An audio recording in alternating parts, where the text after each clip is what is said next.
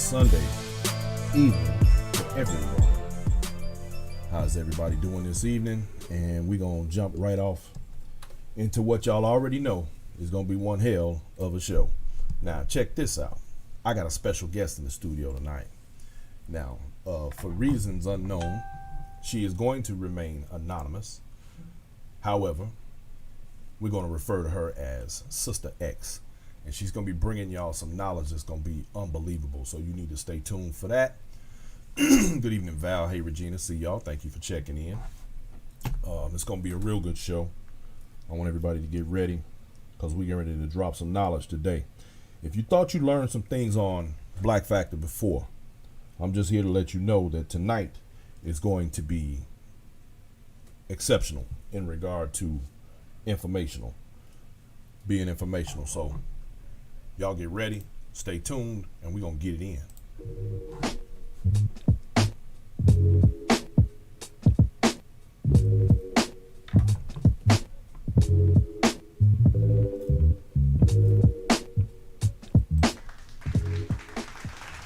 All right.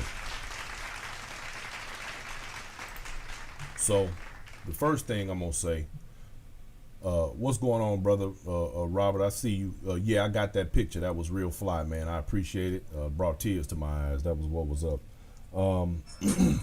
So the first thing I want to say about today is I want to acknowledge the fact that this has become automatically, because it is the Mango Maniac's birthday, it has now become affectionately known as Barack Obama Day. So in case y'all didn't know, I'm letting you know right off the top that June 14th is now officially Barack Obama Day. All right. Y'all put that one in your head and smoke it.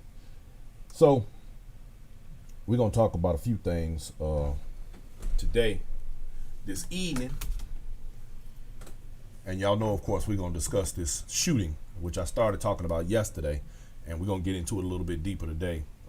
I've watched the entire video of the body cam of the officer who was fired. Man, it's pretty deep.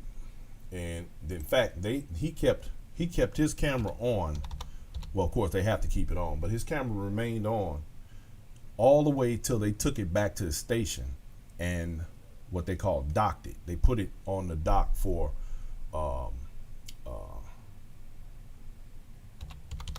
review, I guess, to download the video out of it. Now, I watched an hour and 30 minutes of that video, and I can tell you that it is rather disturbing. And one of the things that stood out most to me was that video, if it didn't do anything else, it absolutely humanized that black man. You know, I always talk about us being dehumanized, but that video literally humanized Rayshard Brooks. And needless to say, that officer, I believe, is going to have what we call in the country, a tough road to hoe, as it pertains to him being exonerated in any way from that shooting. It was absolutely unjustified. They have a preliminary autopsy that's already been done, and it appears that so far from what they've announced so far, he was shot twice in the back. There is no justifiable reason for them to have used deadly force against that man. Okay, so he ran, big deal. But that officer, I suspect, is going to be facing criminal charges. They may not be as harsh as many would like for them to be, but I do believe that there will be no question that Officer Garrett Rolfe, who was actually an officer there from 2013 till now, is going to be in some hot water. And he was a senior officer on the scene at that particular situation, so that's not going to be looking real good for him. One of the other things that I have found quite interesting about this particular case is that this Tammy Jackson, how are you? Thank you for checking in. I see you, WB Reese. Good. I appreciate you checking in. Kim Shelton. Dennis McCullum, as my regular homie, thank you for stopping by. Tammy, absolutely, he was shot 3 times, or there were 3 shots. However, the only 2 shots that were discussed were the ones that hit him in the back. One in the buttocks and one in the mid back, from what we understand so far. So, of course, it's always still a developing story. So, you know, we can only deal with what we know in terms of the facts of the case so far. Now, interesting turn of events that while or directly after this, of course, protesters showed up. You would think that with everything else that's going on right now, that the last thing that would happen would be an officer doing too much. You would believe that, or we'd like to believe that. However, in this particular case, obviously this officer, I think he just let his ego get the best of him, and I think that he couldn't take the idea that this guy beat him. Now, one of the funny things about what I watched on that video, and if you get an opportunity, you can observe it. I'll be happy to post that link to YouTube, because the Atlanta Police Department are the ones who actually put the video out there, as far as I know. Now, one of the interesting things about it was said that the officers put on rubber gloves and actually picked up shell casings before the GBI got there on the scene to investigate the case. Also, and this is something that is disturbing me just a little bit, and this is where I'm going to get into some things right quick in this particular case. Before I do that, let me stop right now, and we are going to give a warm welcome to Sister X. Sister X, would you like to speak to the people, please? Good evening, everyone.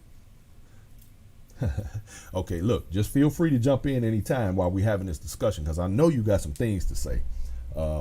So one of the things that I find most interesting, and this is where we get into, in this particular situation, where we start to get into the nuances and some of the things that I think that we don't realize. And the reason I'm talking about this in particular is because, good evening, Phyllis Harris. Thank you for checking in. I see you, Carol. One of the things that I have a problem with is where we do other folks' jobs about dehumanizing and playing into systemic racism. We do it to ourselves and we don't even realize we do it. Do black people realize how much they contribute to systemic racism? I don't think we do. Now, immediately after this young man was murdered in cold blood in the Wendy's parking lot, someone, and it has been rumored that allegedly a white woman is the one who set the Wendy's on fire, by the way. They say there are pictures floating around. And apparently and I've seen this go down my feed today, and I've seen it in other areas, where people seem to have more concern about the Wendy's having been burnt down than they do about Rayshard Brooks being murdered. Everybody wants to know why.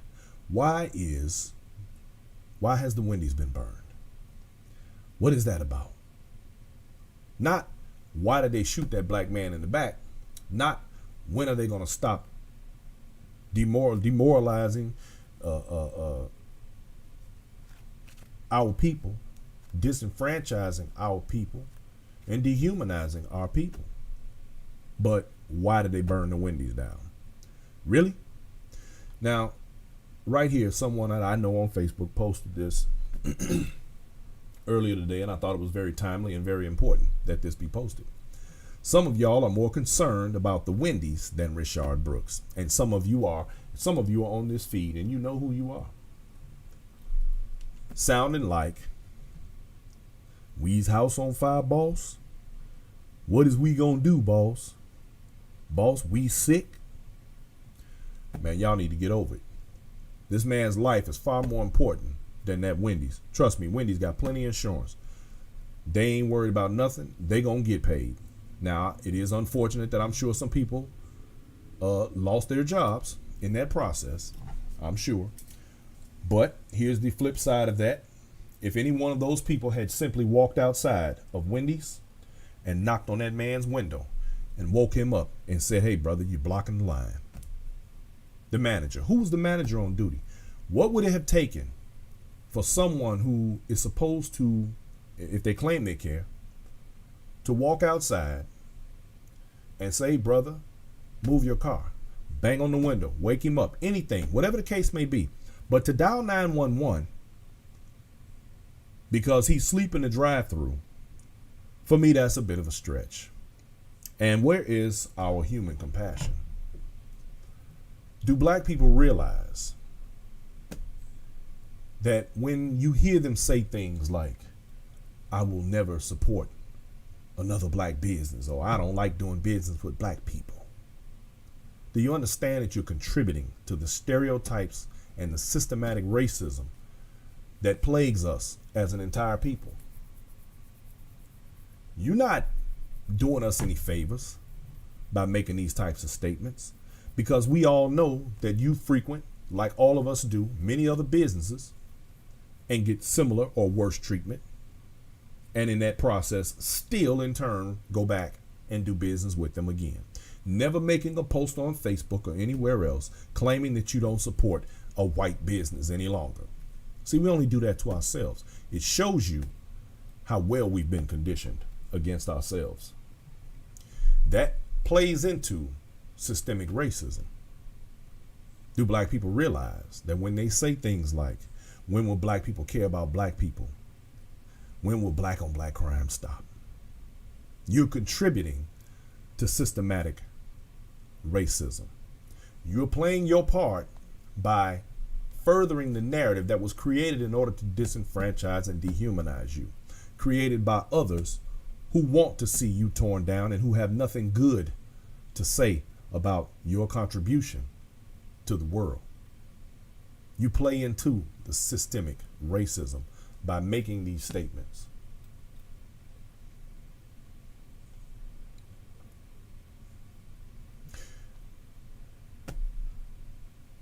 These are the types of stereotypical ideas that are already harbored by others of us. Kim Shelton says, Wendy's was black owned and employees were black. I'm not concerned about that. I'm just saying that was wrong. No, they didn't have to call cops. Don't warrant getting burned down. No more does it warrant the shooting. Absolutely correct. I don't disagree with you. I don't condone burning of property and the destruction of property.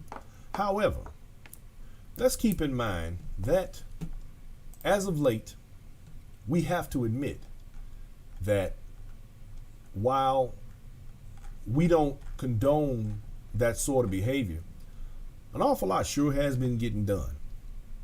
Seems like folks is listening these days. Well, I can't say that it helped, but I damn sure can't say that it hurt. So guess what? It is what it is. They got insurance. It'll be all right. Hopefully. So, and as Carol says, I've never understood why one of my own would say that they don't support their own for business. It's the craziest thing I've ever heard. It is, however, it is conditioning. It's part of what we've become accustomed to, and we've become so accustomed to it that it's part of our everyday lives, and we're desensitized and we forget what these things mean when they come in front of us. Do black people realize that by allowing particular microaggressions to take place around you, that you also feed into systemic racism?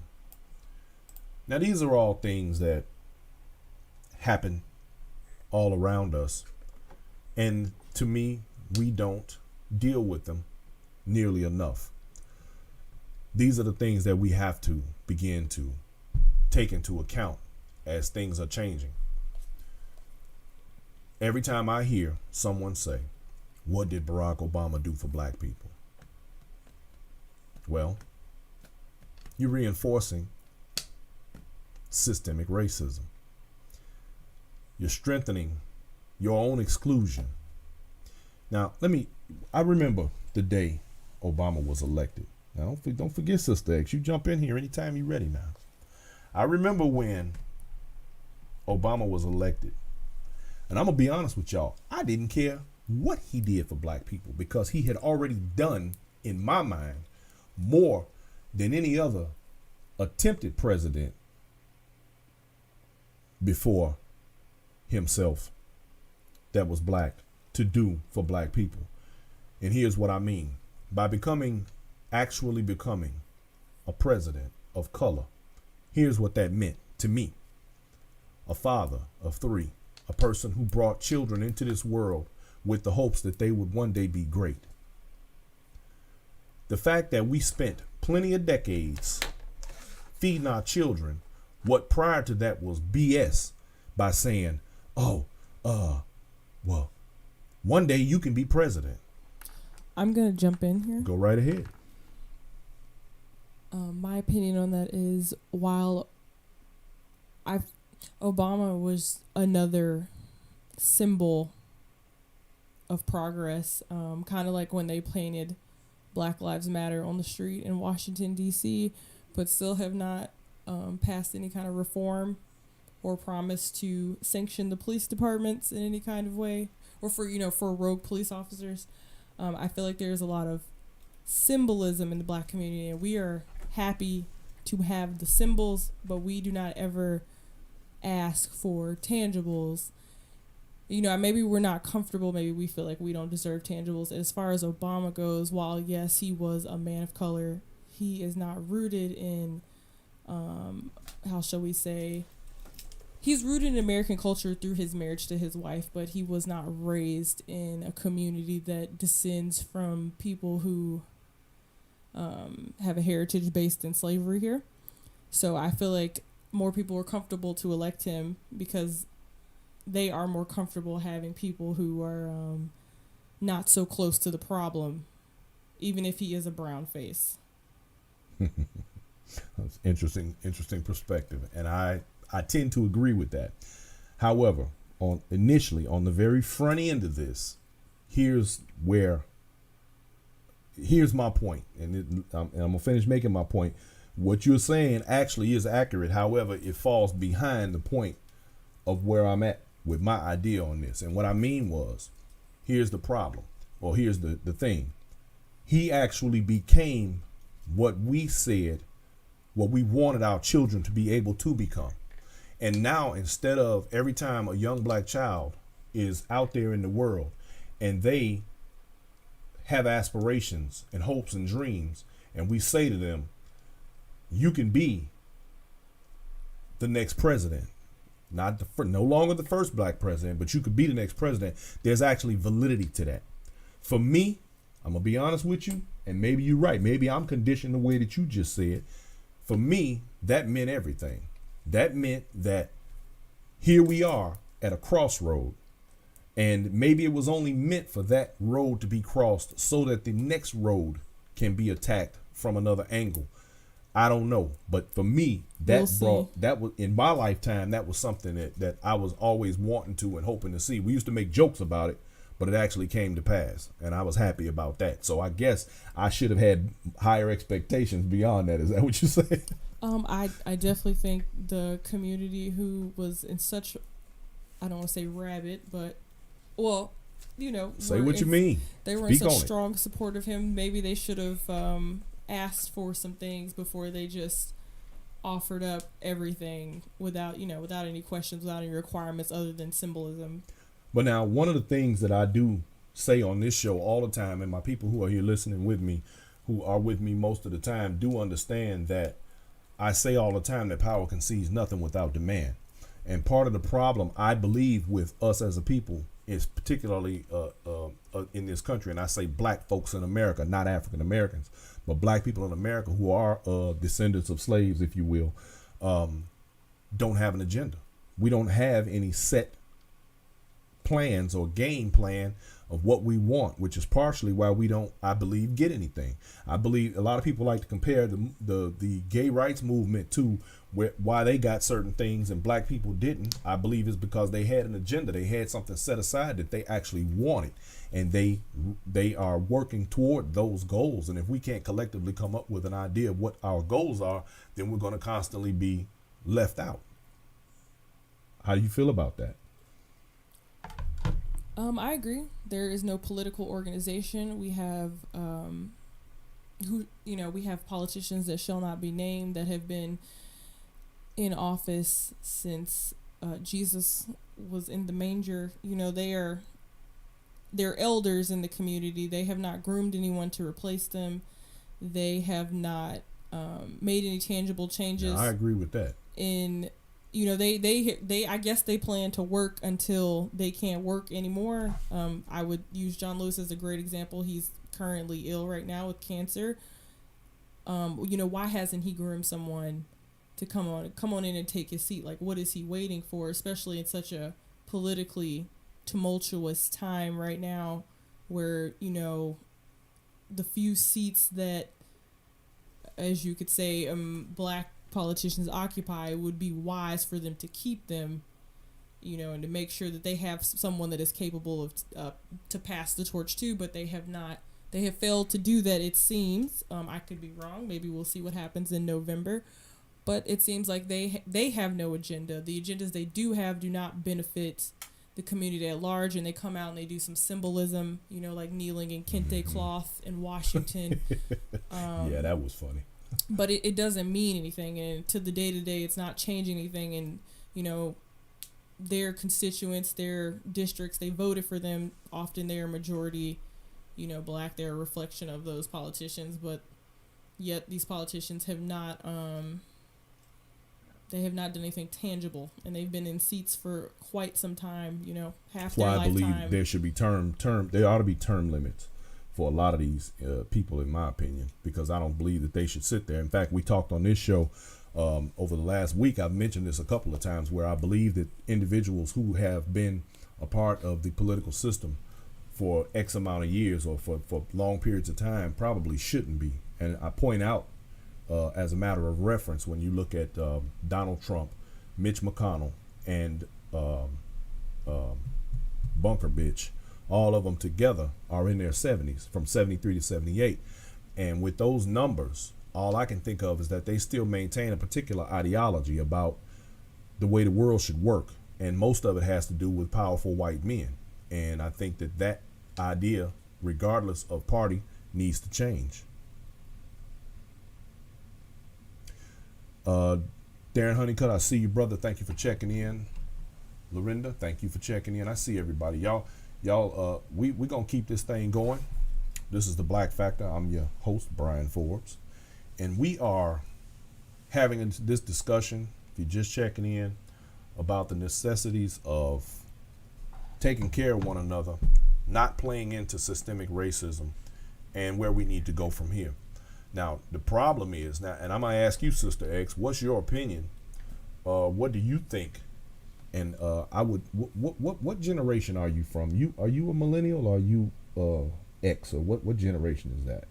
X. X, okay. So let me ask you, from the perspective that you have in regard to your age range, what do you believe needs to be the asking points? What do you think we need to be asking or doing that will place us in a better position moving toward the future, where your people, because y'all are the ones that are going to be running this country, as some of you are already.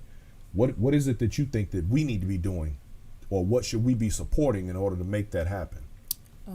Well, for one, I think we still have redlining, if you will, that needs to be addressed federally. Banks still do not give well, and we could just use the term minorities here, because it's not just black Americans who descend, or ADOS as it's known, American descendants of slavery.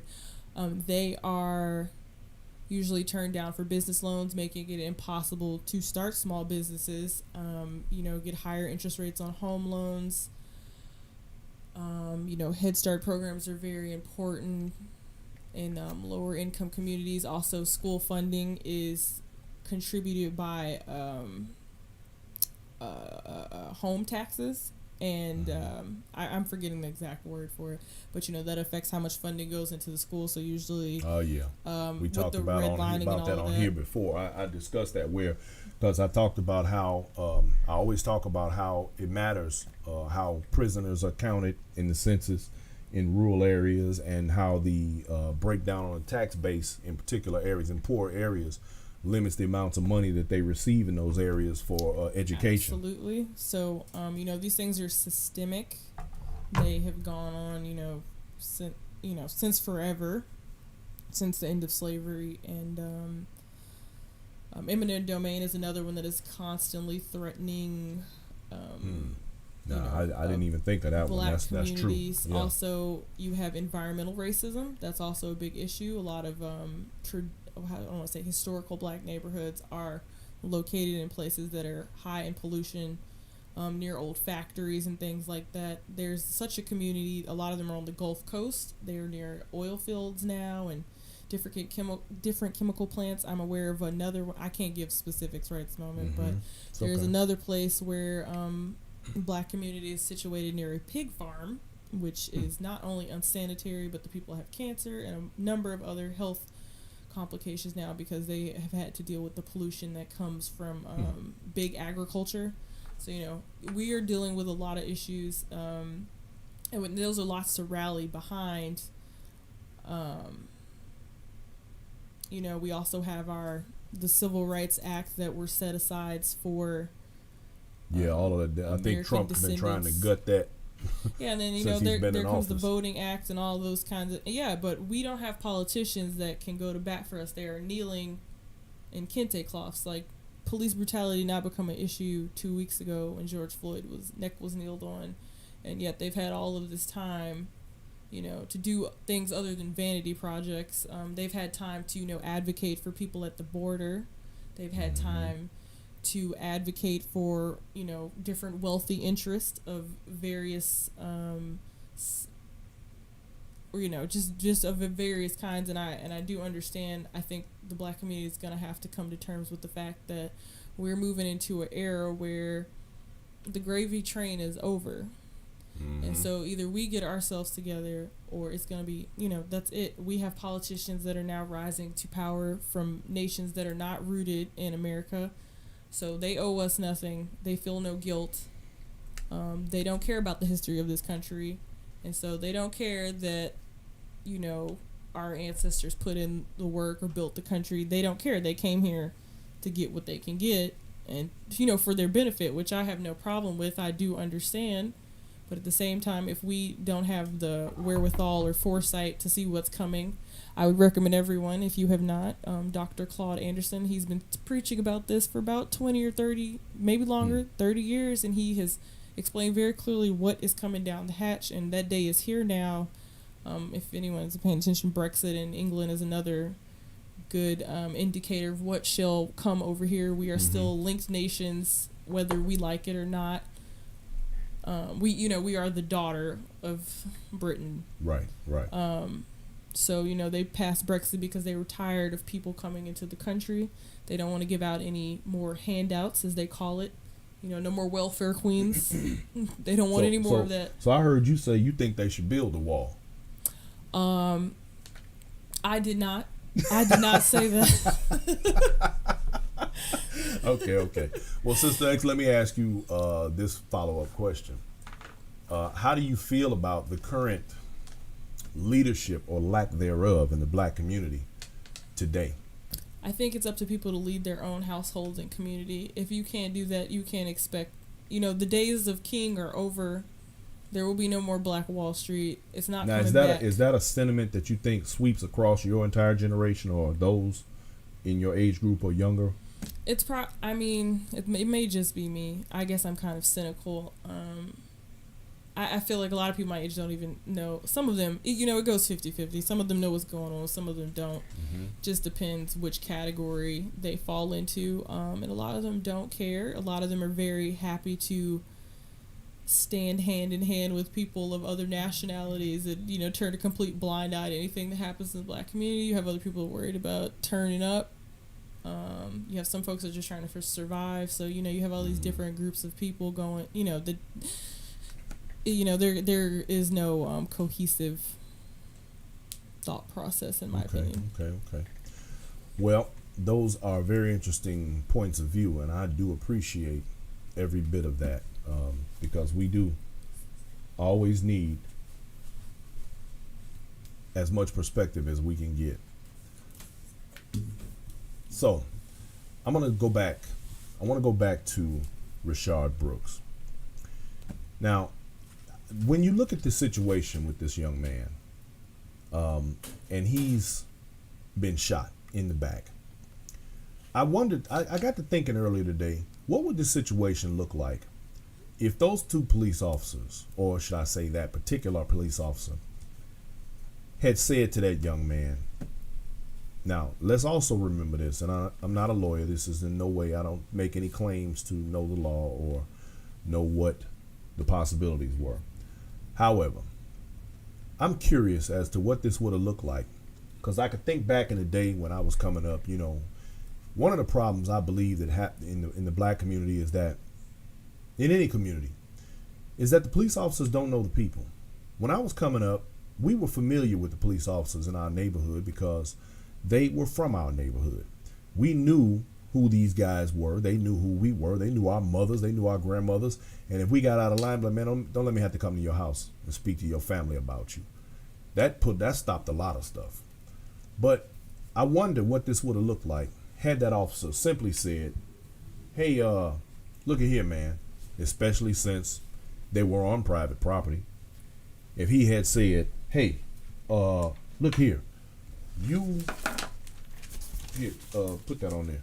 If he said, hey, man, look here, man, because the guy claimed he could walk right around the corner. All right, give me your keys. Call me tomorrow, man. Go on.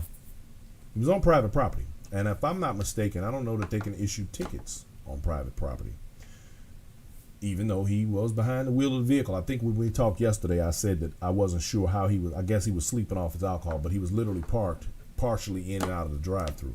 He wasn't blocking anything, but somebody called 911. So my question would be, what would this have looked like had those officers simply said, hey, man, look, because he looked like he was handling himself pretty good. And it's just my personal opinion. You know, look here, man. You know, leave the car over there. Matter of fact, here, you keep bringing your sister name up. Call her. Call your sister. Tell her come get you. We'll sit here and wait. You know, whatever the case may be. But nowadays, discretion apparently has become a thing of the past. Being human apparently has become somewhat of a thing of the past, and everybody wants to be real official. You know, and so I'm curious of what that may have looked like. There are people out here who have no real clear understanding of how damaging words are. You don't understand how powerful words are. You would think that people would understand how powerful words are and how damaging they can be, considering that they've been used for a couple of centuries to disparage black people. And this is all reflective of systemic racism. And it all plays into the way we are treated and the way we treat one another, the perception of who we are and why the things go the way they do, and why it always seems to be a divide between us and them. I don't know. You know, rather than us spend so much time tearing each other down, doing it to ourselves, we should think of other ways to uplift one another. The other day, someone said to me, Darren Honeycutt, you're absolutely right. Words are spells, and that is why they call it spelling. But, you know, we get into these conversations about, I hear people say all the time, we're like crabs in a barrel. I need you to all understand one thing. Crabs do not belong in a barrel. So do you blame the crabs for trying to get out, or do you blame the people who put the crabs in the barrel in the first place? See, that's victim blaming. You can't blame people who are trying to get out. Blame the people who helped to put you there. And then we can work together to move about making change. Sister X, I have a question for you.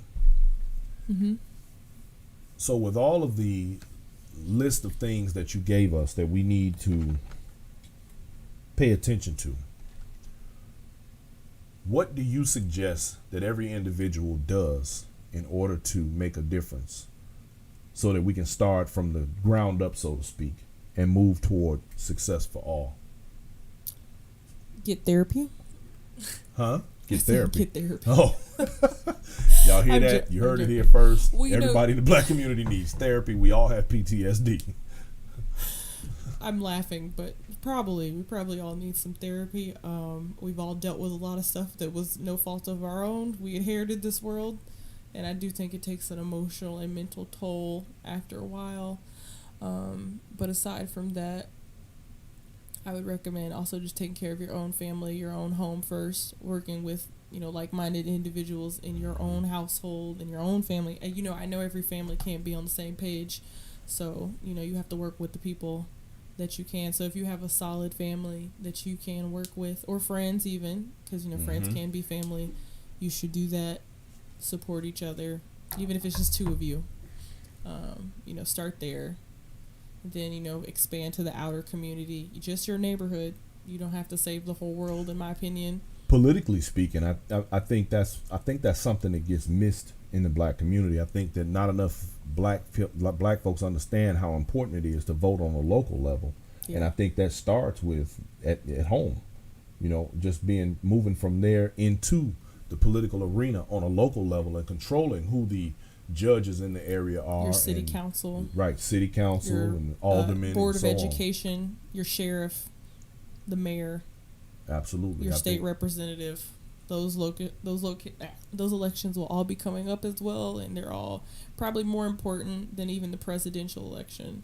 I think COVID has exposed a lot of things. We can all see, how different governors and mayors have reacted and what the results are. I think this has been a very eye-opening, even the last 4 years. I know Trump is not popular with everyone, but he has exposed, he's aired out a lot of things. He's aired out the inconsistency and hypocrisy of the Democrats, because usually he just turns their own stuff back on them, and you can't be mad at him for pointing out what was already there, but nobody was willing to say. Of course, the Democrats aren't going to air themselves out.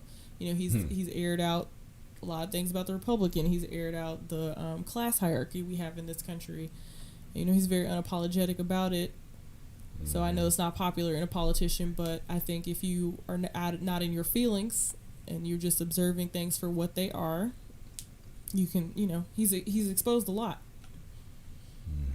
I have to agree with that. And also, I think one other thing that I'm finding really interesting about the timing of everything that's going on right now in particular is that because of COVID, we're all kind of stuck in place, so to speak, even though people are moving around probably more than they should. Which brings me to my next point right quick. I'm gonna throw this out there, y'all. On Tuesday, you're going to want to tune in. I'm having a special guest on the show, a COVID survivor who went through everything you can go through dealing with that virus. So y'all be sure to tune in on Tuesday for that one. But I believe with COVID, with the fact that all of the sports are shut down and the fact that people are sort of stuck in and around their homes, I think that we have had, there's no distractions right now. So all of these things, like you said, are being fully exposed to the degree that we almost have no choice but to pay attention to them. Yeah, there are no distractions. There's only so much, being inside people can do. And, and then the other good thing is people were inside, so no one was looking at anything else. It's just George Floyd on the timeline, Ahmaud Arbery, and the whole, clearly the whole country saw it, because we see this protest is not just black people. Like, right. It is a lot Obviously. A lot of people of European descent are out there as well, protesting, trying to find out how they can help, how they can be allies right now. Just people of all how do you feel about that? Do you think that's a good thing, or how do you feel about allies? I think most of the world is just as anti-black as black people are. So it's all conditioning. History is written by the victors. So whatever they say is the truth for everybody. And unless you have the curiosity to go investigate otherwise, we all just take their word for it, the conquerors, if you will. And I think that is the root of at least racism. Looks like they're about to block the interstate on I-75 in Atlanta once again, y'all. They're about to turn the protest in Atlanta up. And let's hope that it doesn't go to the point of the way it did in Minneapolis 2 or 3 weeks ago. They turning up in the A, and yet another example of black lives being taken at the hands of police. You know, I want you all to understand that words are very, very important, and the way we use them as it pertains to ourselves and how we are viewed and how we view ourselves. You have all kinds of dog whistles. For those of you who don't know what those are those keywords that are used by others to describe us and the things that go on around us. You know, one of the funniest is not funny, but funny in an ironic way. Every time something goes on, and the very first thing you hear people say is, "What about Chicago?" Anytime somebody gets murdered or something happens that's criminal or anything like that, the first thing you hear is, "What about Chicago?" Chicago has become a dog whistle. Black on black crime, dog whistle.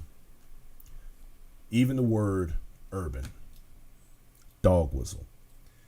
You have to pay attention to these things. We have to stop allowing the microaggressions and the words to affect us to the degree that we allow the words to be used among ourselves in a way that is intended to destroy. Now, I got another topic that I want to jump on right quick, because this is something that's troubled me over the last couple of weeks, and it's something that I'm seeing and I'm not sure about. And this is where Sister X is going to really help me out, mainly because she is somewhat of a militant. Is that a bad word?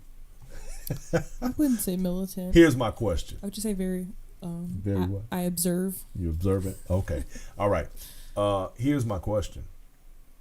Why am I seeing such a large amount of my sisters on these front lines out here in these protests?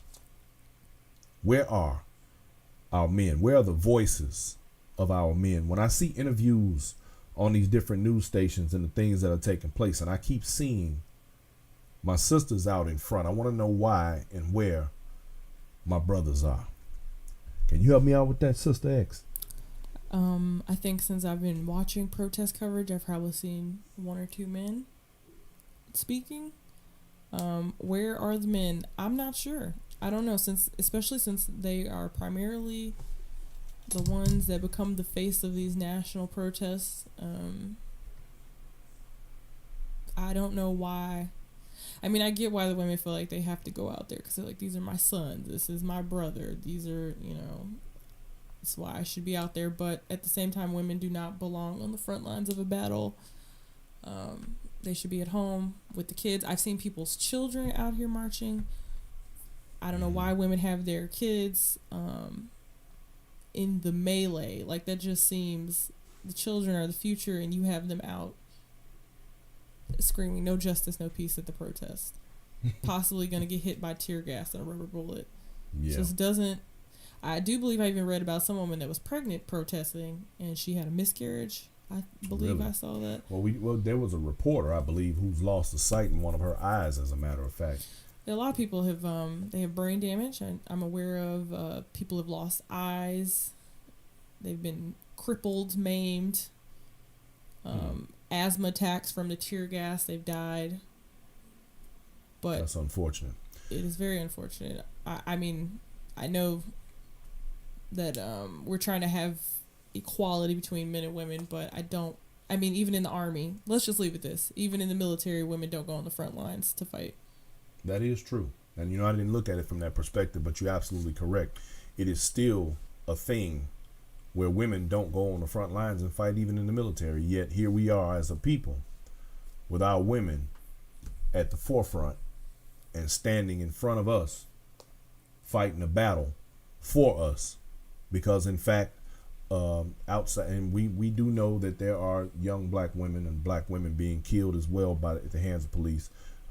But you notice their names come up a lot after the fact. So even the community doesn't care. Breonna Taylor could have been the person to spark this off. But I mean, maybe because there wasn't cameras for her too. But I know there was some other women, and usually they don't get as much traction with the community. I'm sorry, her name slips me. The girl that got killed in Dallas or in Texas, that died in police custody. Yeah, there was a big I mean, and maybe this was just a perfect storm this time. But I know that the police in that still haven't been.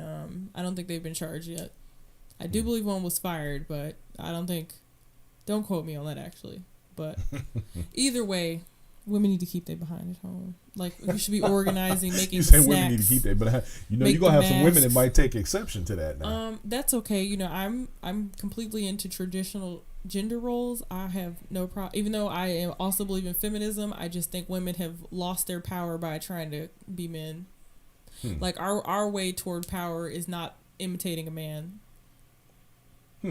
Interesting. You want to expound on that a little bit? I believe, you know, as they say, the hand that rocks the cradle rules the world. So when your women are out of order in a community, the whole community's out of order. I do believe that is part of the reason we don't see men right now on the front lines. I know it's not going to be a popular opinion. A lot of men in the community have not been raised. Well, you'll have those who will say that because men are not stepping up the way that they should, that women have to step up. What do you say to that? Well, as a woman, I believe, okay, well, first, we're still in a patriarchy. Matriarchy ended like 10,000 years ago. It's been over for some time.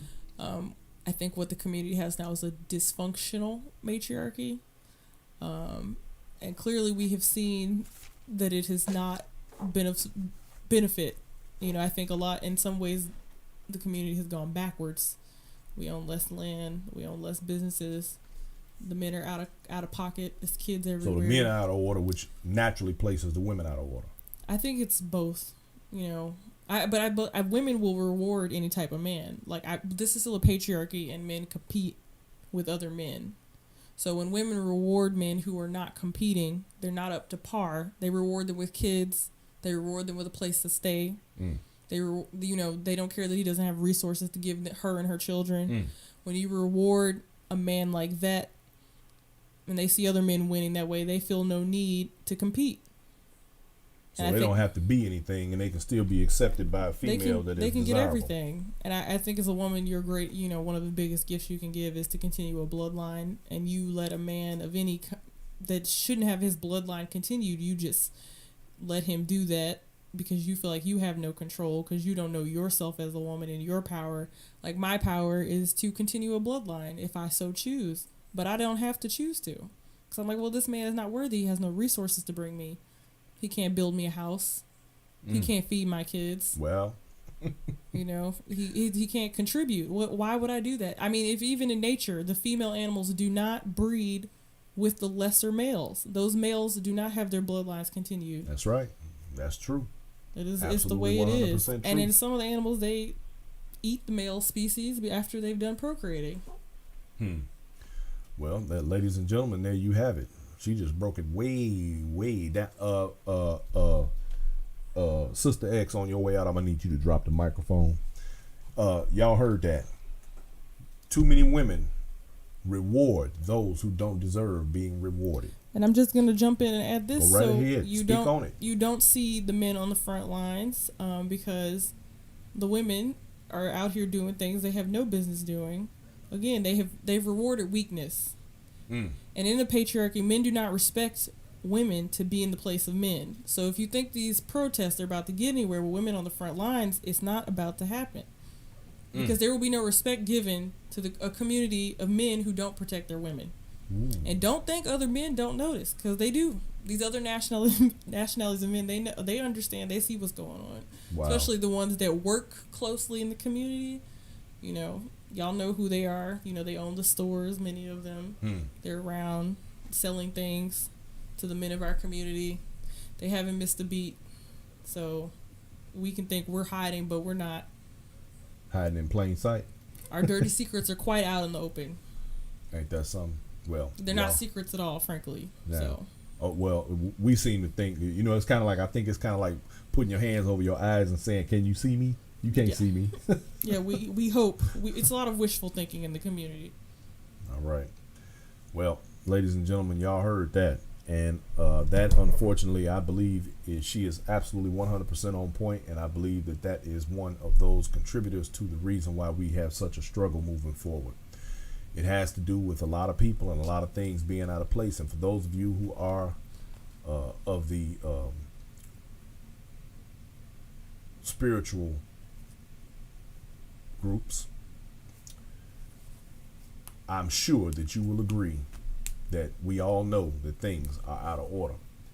And until they are restored to their proper places, then we are going to continue to have problems.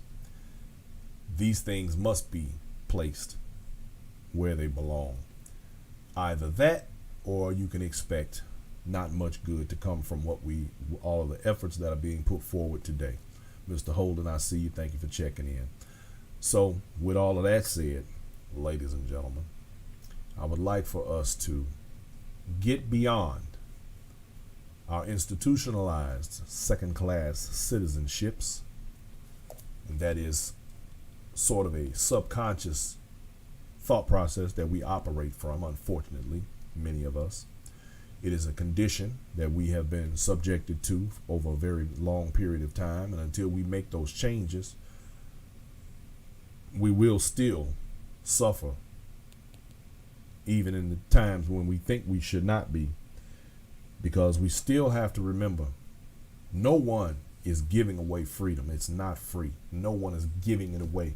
If you want freedom and you want understanding and you have demands, there will come a time where there is no more asking and saying, give me an opportunity. Opportunities must be taken.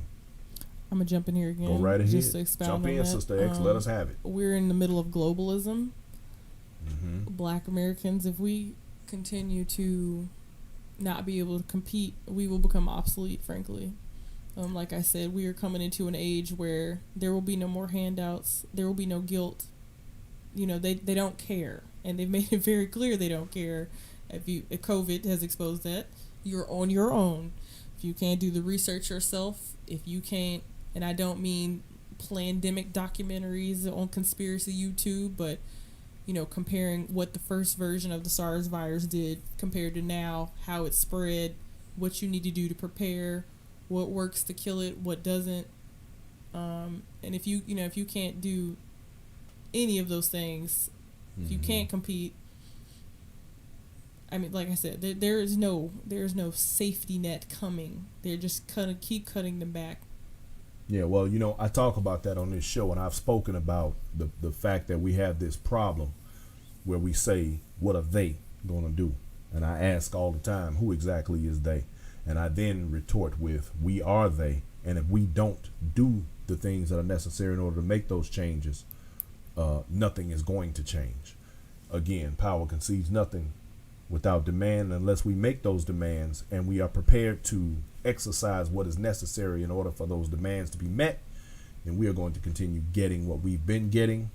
And as they say, if you're not willing to do something you've never done, you will not get what you've never had.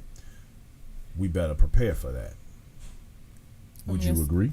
Yes, our ancestors, for the ones that were enslaved, when the Freedmen's Bureau, you know, and them did not come through on the promise of the 40 acres and a mule, a lot of them were just, you know, I don't know if a lot of people know this, they were just out on the street. They had nowhere to go. Sister X, Phyllis Harris wants to know, what is your solution? For which problem? Phyllis Harris, hit us back with the problem that you want the solution for. Sister X is going to give us her insight. And it is very insightful, I might add. While we're waiting for Ms. Harris to drop that information, I want to ask you, you mentioned ADOS earlier, that being the American Descendants of Slaves, correct? Yes. What do you are a supporter of that organization? I won't say I'm a supporter. I will say they make some insightful points. Okay. They say things that I feel, the people that organize that, I feel they have made points that I think the larger community should hear, and they should be taken heed to. What would you say was one of those more important points? Voting, only voting for people who have promised tangibles. Now, whatever, that'll look different for every community, but the collective, So you're saying only vote for individuals who have set aside provisions for the necessary changes. Right. If you're one of the communities that are experiencing environmental racism, you might want to vote for or you have pollution in your community, you may want to vote for the person that's going to promise to clean that up. I do know there's a community in Alabama that was rated by the UN as having third world sewage conditions. Their rep there, or senator or whatever, I believe I don't believe it is a black person. That person is quite politically active, has been in power quite some time. Can't remember the names. I will be happy to turn over some links and show notes to you that you can give to your audience. Okay, that would be great. But they have not addressed that problem. Like, why are people getting hookworms in America? Dennis McCullum says written promises and not oral. Yes, I agree. Written is very important. But now let's keep in mind that throughout the history of these United States, we've seen treaties and other agreements put on paper that were never honored or were rescinded. What do you think about that? I think then it would be well within our rights not to vote for those people in the future. I think, the black community is like a broke down hoe. And the Democratic Party is a Wait a minute, hold on. You said the black community is like a broke down hoe. Break that down for me. We're just using the pimp hoe dynamic here. So All we're constantly getting pimped by the Democratic Party, who at this point they don't even bother to promise anything. They just say, "Hey, vote for me," or what did Biden say? "You're not black." So now he's trying to snatch black cards, which he never had in the first place. Trying to guilt trip people into voting for him instead of promising tangibles. He's had plenty, and I know that the people in ADOS anyway have been getting at him like, "Hey, we need some tangibles. Where is your agenda for the black community? Because you have one for illegal immigrants, you have one for, and may I add, wealthy European descended LGBT, because the rest of the black LGBT fall over here with the rest of us, so they are just as prone to getting shot by the police or being discriminated on housing and all those other things that we all have to deal with. So they're not special in that regard. And then they're like, "Hey, well, where is the agenda?" But he can't seem to come up with one, not one that will exclusively benefit us, though he has no problem making exclusive offers to other communities. Well, I feel like too, though, he is a typical, I think, status quo politician. I mean, he's the status quo Democrat. He's going to say whatever. Very much like Hillary said. too. Yeah. But here's where this matters, because we vote no matter what happens, no matter how much we disagree with whoever it is in the Democratic Party, we will vote for them. It's the so-called lesser of two evils, which there is a great essay about why that is not at all relevant, not important at all, but I will hand that over to you for a link if people choose to read that as well. So we have nothing to lose by voting or not voting. That too has become a symbolism. Well, I won't say we have nothing to lose, because we, Trump is Trump said that. He said you have nothing to lose. Well, by but voting see, for me. this is what I'm saying. When Trump has exposed, I might sound like a Trump fan, but I'm not. But I'm just saying, I just look at people for what they've said. When he said, "Hey, you have no education, your folks are in jail. What you got to lose voting for me?" And don't get me wrong, he's a pimp too. But he didn't lie, because he's exploiting the Democrats' party's lack of anything. Yeah, they haven't done it. I mean, what was the last thing they got done? I mean, not just Obama, but any of them. What did Hillary promise the black community? Nothing. I know people will be like, "Well, Russian bots. They don't want you to vote.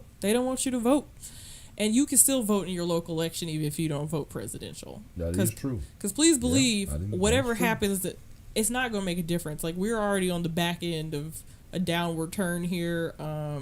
We are slated to be the permanent underclass, a big chunk of it in this country. So, call your state reps. Make sure you have people that have your agenda at heart, and not like a an all lives matter agenda, but an agenda that works for your community specifically, and that's going to look different for every community because everybody has different needs. Yeah, United States is huge. Communities differ greatly. Okay. So, moving back to Phyllis Harris, she says her question was, what were your solutions in regard to our men stepping up and bringing the community together? Ooh, I think part of that lies on the sisters. By, like you said, you so eloquently put that these women are rewarding men who are non-compete. They need to not, if men were forced, and I believe this myself, if men were forced you're a man, you know to how actually the stand up goes. and be something in the eyes of a woman in order for her to reward him with all of the gifts that women bring to a man's life. Just hot food, clothes. Then absolutely, I think men would work a little harder as protectors and providers. So I have to agree with that. But and I think it would start there. But what would you say anything different? I think men have to shame other men. I mean, again, the patriarchy requires men compete with men, and we are in a patriarchy, right or wrong, good or bad. It's a patriarchy. But isn't it amazing? But see, even in our current cultural climate, shaming people is even shameful now. It's frowned upon. It used to be. Now, and you're right. I agree, because I can honestly say that when I was young, if you did certain things as a male, you'll get clowned. Where now, if you behave a certain kind of way, nobody cares. It's like, leave him alone. Well, it's like, Let him do what you he and all wants. your friends have kids everywhere. That's fine. You don't take care of none of them. That's okay. You're all on Right, nobody has drugs. That's standards cool. Nobody combs their hair. All right. We support mumble rappers who abuse it's okay various that you wear people. your pants down around your ass. Okay, I'll do it too. I don't even have a problem with that as long as they're handling their business as men. Like, I feel like rap music is a great source of income for black men, but the thirst to have approval from outside audiences and nationalities has ruined it. They're no gatekeeper. They refuse to be gatekeepers because they're so thirsty to be like, I got a foreign woman, or my partners are from this country, and they don't mind giving the keys to the kingdom. But I think that goes back to the collective low self-esteem of the black American community. And it just, it's like a bomb. So it's manifesting and of course getting worse as time goes on then. Yep. I don't know. I'm not sure what exactly went wrong in between. Well, see, I'm a firm believer that what's in the past is what is behind us. And although you said yourself at the beginning of this episode that you were a traditionalist in regard to the male-female dynamic, but let's think about how many people are not anymore and how prevalent that's become, and the fact that it affects our lives in this country, and that also keeps us from returning to a traditional sort of setting that would allow what we've known in the past to be a stronger foundation. At least I think it was stronger. I think a lot of women have to stop lying to themselves and admit that they don't like working. They don't want to be the mule. They don't have to be strong. They don't have to work 40 hours a week. They don't have to get a degree. I mean, they can do all those things, but it also is necessary, I guess, at this point, because of the breakdown in the family structure and in the men in society, particularly in the black community. If they don't do it, what does that leave them? But then I think also too, a lot of them, because they've had chosen to bear children at an early age sometimes, and they set themselves up for a struggle unnecessarily in a lot of cases, I think. Now, I'll probably get jumped on for that, but a therapy and self-esteem thing, or just not being able to vet men. And I think that comes in with mothers and grandmothers grooming their daughters and granddaughters on how to properly do that. A lot of the old school women definitely didn't play that. You come around here with no money, you're not getting anything. There will be nothing for you here. Yeah, I can see that, and I can. You're right. I think that the idea that once was in regard to men providing has faded quite a bit. And there's still lots of, I hear some men, well, there's no job, there's nothing to do, but there is, it's just a matter of, I don't know if it's a lack of intelligence or just not having access to resources, but there's resources out here for them to get. Mm-hmm. There's still truck driver, there's still plumbing, carpentry. All these things have not gone away since. I think the fallacy, and I call it a fallacy. But I think that when we, and I can speak for my generation, when we were coming up, it was a good idea. Everybody wanted everybody to have a degree. You wanted to have college, but for us, it was a possibility, but it wasn't a necessity because we still had in our school vocational programs and ways of earning income without having a degree, and we could actually compete financially. A trade. In those you could other have arenas, a trade. right? With a trade, but now, I think the idea of having a degree has set us back. As crazy as that sounds, I think that the idea of not having a trade necessarily and having a degree has set some people into what I like to call a false sense of security. And now there are a lot of men walking around out here with no real skills, and if they don't have something to apply to that piece of paper, then they come up short. And Corona has exposed that as well. Like, Yeah. who were the people That's true. whose jobs got cut? Like, who's at home? Like, is your job really valuable if you weren't able to still work from home? Or was it a luxury even? And that's a dangerous place to be in, like where you're offering services that are not a necessity. Yeah. So. And we have AI coming. Like, never forget that. Oh yeah. So. Well, I mean, I've been in the trucking industry for 25 years, and even AI is affecting that industry. It's coming One for of my everybody. guests on the show tonight over here, William Owens, my man, truck driver. That's my guy right there. He gets up and he works hard and he drives his truck. But now we've seen where here in recent months, they've actually taken a truck and driven it cross country without the benefit of a driver. That is scary. In they don't the have to trucking sleep. industry. They don't have to follow DOT rules. They don't have to be bothered with, I'm sorry, not DOT rules, but they don't have to be bothered with log books or none of that because the truck operates on its own. And that's just one of the many industries that will be getting automated. I mean, we've seen this before, even with factories closing back in the 70s, and now all those cities car are factories because they started using robots and things. And the machines can take care right. of each other. So automation is coming. That's why you have all these Rust Belt cities like Detroit. You see, I do believe that is one of the reasons Detroit's Corona got so out of pocket. Now that's something I'm just giving my opinion on. I would need to get some more evidence, but I just think that Michigan as a state has no other industries. It's not a wealthy state. True. What do they have left now? Yeah, the auto industry. And I think their hospitals and stuff were not doing that great there. I think they have a college there that's really booming. Other than that, yeah. So it's let this conversation bear witness that all of these things are tied together.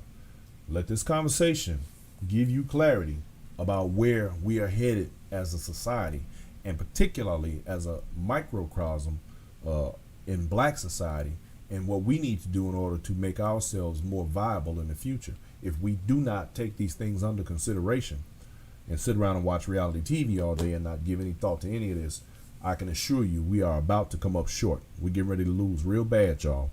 So very badly. Let that be something that we all give lots of thought to. This is getting crazy out here. So the veil has been lifted. Yes, it has. And I don't even think it's been completely lifted. I think right now what we're seeing is just a preview. It could get much worse. It could get much worse. That's an interesting set of ideas, y'all. So, with all of that said, ladies and gentlemen, it's about that time. I wanted you all to make sure that you subscribe to my YouTube channel. That's BM Forbes on YouTube. Check me out on Twitch. That's the Black Factor on Twitch. And, of course, you can go to my website, bmforbes.com.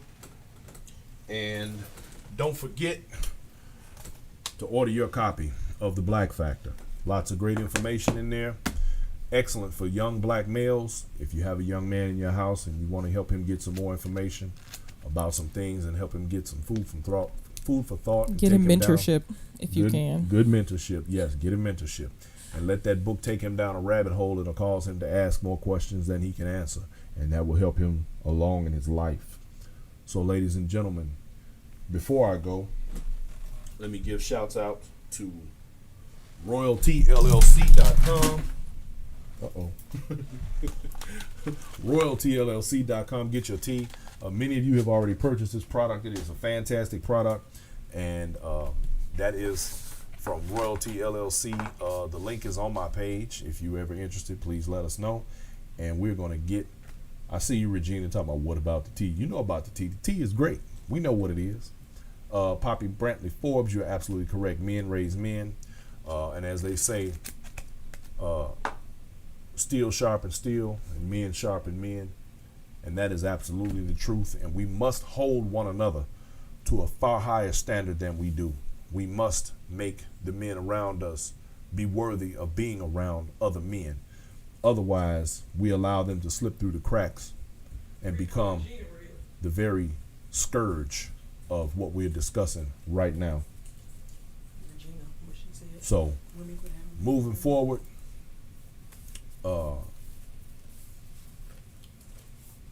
which part? She said women stop having men and babies by men trying to keep them. Moving forward, I want everyone to have yourselves a fantastic evening. It is Sunday. Get your Sunday dinner on if you haven't already. I thank you all for tuning in and checking with me. And we're going to get ready to ride out and do what we do. And do not forget, ladies and gentlemen, on Tuesday, I'm having a special guest on the show. It will be a phone interview, maybe a live interview, we'll see, of an actual coronavirus, COVID-19 survivor who spent 75 days in the hospital and 2 weeks in a coma.